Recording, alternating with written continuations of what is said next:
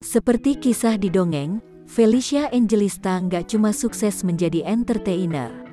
Tapi bisnisnya, Scarlett Whitening juga sukses jadi kesukaan banyak orang. Nggak cukup sampai situ, kisah percintaannya pun suka jadi sorotan loh.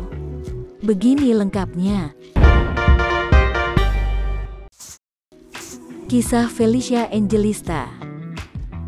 Sobat finansialku, siapa sih yang nggak tahu brand yang beberapa waktu lalu sempat bikin geger karena menjadikan Song Joong Ki sebagai brand ambasadornya, terlepas dari fakta kalau brand ini adalah brand lokal loh.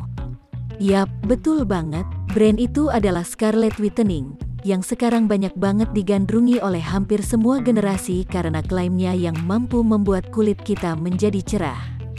Felicia Angelista, pemilik sekaligus founder dari brand ini, sebenarnya tidak serta-merta berhasil membangun Scarlett Whitening loh.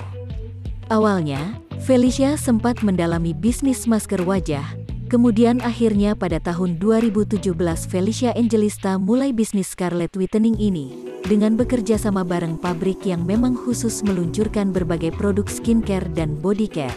Ada hal menarik terjadi, yaitu pada 2021, dia tiba-tiba dikasih kejutan sama suaminya, berkesempatan untuk video call dengan artis Korea favoritnya, yang sekaligus brand ambasador dari brandnya, yaitu Song Joong Ki.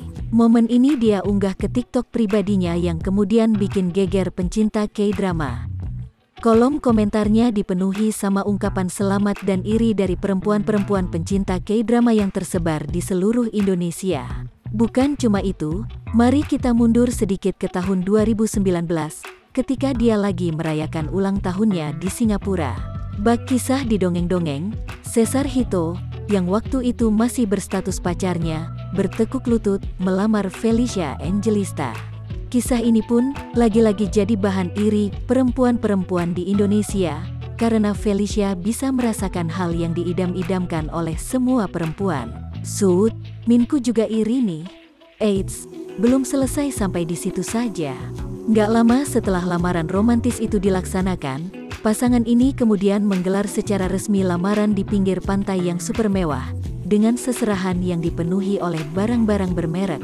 Setelah itu, barulah mereka menggelar pernikahan pada 2021 lalu, setelah sebelumnya sempat tertunda karena adanya pandemi.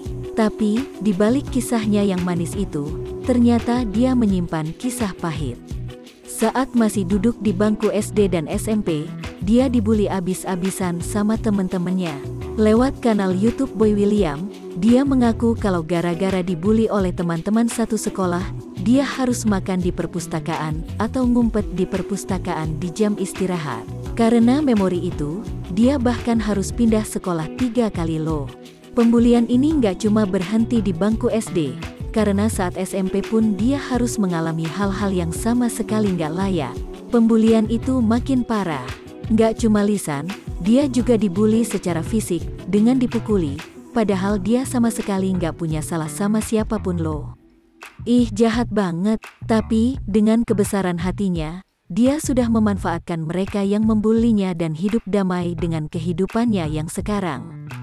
Dia bahkan bilang kalau mereka yang direndahkan akan ditinggikan, terbukti dengan kehidupannya sekarang yang sukses. Bak kisah di dongeng, baik itu di dunia bisnis, percintaan, bahkan di dunia hiburan.